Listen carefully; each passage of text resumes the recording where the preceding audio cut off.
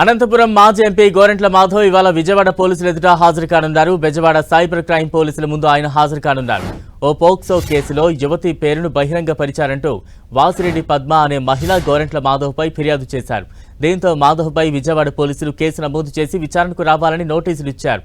ఇవాల్టి విచారణకు తాను హాజరవుతానని గోరంట్ల తెలిపారు.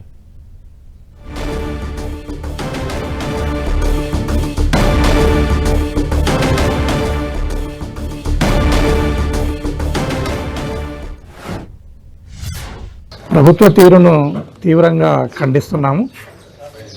ఈ ప్రభుత్వము తప్పుడు కేసులు, అక్రమ అరెస్టులతో ముందుకు పోతుంది.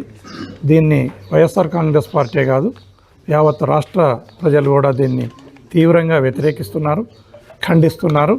ఖచ్చితంగా దీనికి తగిన మూల్యం ఈ కూటమి ప్రభుత్వం చెల్లించుకోక తప్పదనేది తెలియజేస్తుంది.